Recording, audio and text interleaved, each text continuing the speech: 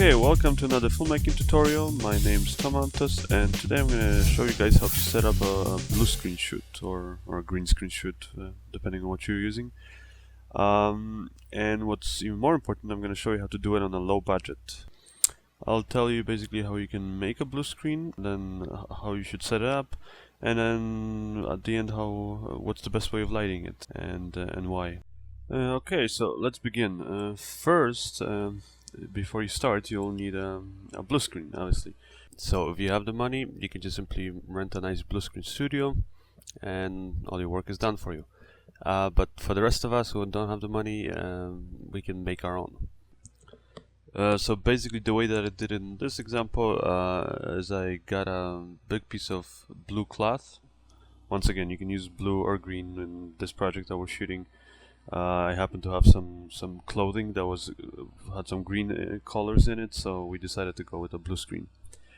But yeah, basically you can buy a piece of material, either blue or green color, and also you should make sure that the material is not it's not shiny, basically. So that if you put lights, and at an angle and stuff like that, and while lighting the blue screen, that you won't get these kind of hot spots in it. And then other than that, just pretty much buy as much material as you need, and then you can just kind of wrap it around and put it basically like you see the way we've done up here, where we hang it on the top on this long kind of a beam that we have standing on two light stands. And actually, just to give you another tip, just while looking around on eBay, I realized that you can buy a really good quality blue or green screen cloth for pretty cheap these days. So that's actually another option if you just don't want to bother looking around in your local stores and whatever. You could just simply order it online and get a nice blue screen package, and many times you'll actually get it with these kind of light stands like you see I'm using up here, and ways of mounting it and things like that, so that might save you a bit of time. And the good thing is that you can fold it up, pack it in your car, and then doesn't matter what location you're at, you can always just basically unfold this piece of cloth, and then right there you have your little mini blue screen or green screen studio. So here's the first step of setting up a blue screen. Is first of all, you want to do it in a place where you don't have too much, or where you don't have any light, kind of outside light that you can't control coming in. The reason why is because you really want to be able to control all the lights in a blue screen kind of a shoot. So in this case, we actually shot this in a old warehouse, and there was a few windows actually. One window right behind the blue screen there, and so basically what we end up doing is just we end up blocking out all those windows so that we had no outside light coming in. Then we basically set up our two light stands, a beam on top of those, and then we draped the blue screen over that beam. Now, as you can see, this blue screen that we're using up here is pretty wrinkled up, and the reason is because we used it on different shoots, and we just kind of fold it up quickly and throw it in the back of the car, and it just over time it just got really wrinkled up. It's not really a problem though, like as you'll see in this setup, because the first thing you will want to do anyways is you'll kind of want to just stretch the cloth as well as you can, basically, to eliminate most of the wrinkles. And also so that later on, if you're using wind, like we actually did in this shoot, we used a little wind machine and stuff like that you just want to make sure that it doesn't kind of move around on you.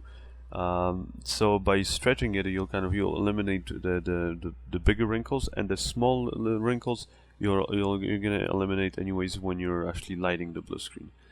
So once you have the blue screen nice and kind of stretched over, then we start setting up the lights. And blue screen, basically what you want to end up doing is you want to kind of light it evenly from every side. So up here we end up having one light from the top up here, which is a 1000 watt, and it's a softbox. It creates these very soft and limited shadows. Then we also have 1K light on the left side, and then another 1000 watt light on the right side, and they're all more or less at the same angle.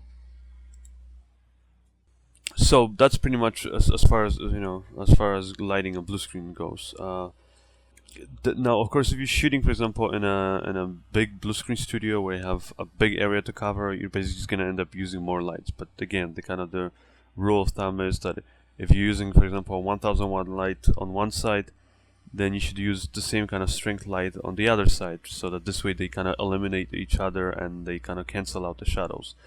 And this way, that's how you make all those little imperfections in your blue screen kind of disappear. Now the next thing we're going to do is basically light the subject. So here we have a nicely lit blue screen shot. What I mean by that is that the actress is actually lit separately from the blue screen. It might not be obvious in this just by looking at this right now, and that's because it's until you actually remove the blue screen and you put her against some kind of a background, it might actually just look kind of like the lighting is flat. But in reality, what I actually have is I have this kind of a nice soft light from the top on the actress. I have a kind of a backlight kind of lighting her a little bit there from the right side on her hair and her shoulder, and then I also have just two nice soft lights from the front kind of filling in her face. And if you notice, if I actually turn off all the lights up here, none of those lights really affect the blue screen. I mean, they might affect it a little bit, but the key thing is that you want to make sure that first your blue screen is properly lit and is more or less even, while at the same time you also want to make sure that the lights that light the blue screen don't light your actors. Because if they light your actors, then that means as your actor moves around, he's going to cast shadows on the blue screen, and also he's going to get a lot of blue spill on his face and clothing and stuff like that. So if you see up here, this is basically with all the lights off, and we're still getting a nice evenly lit blue screen. The way to achieve this is basically, first you want to have a long enough kind of a blue screen so that you can put your actress forward, kind of away from the blue screen itself. You don't want to have them right up against the blue screen, because then it's really hard to separate them. So in this example, I think we had around maybe 6 feet of this distance from the blue screen. And as you can see, with all the lights for the actress turned off, she's pretty much black. We just see an outline.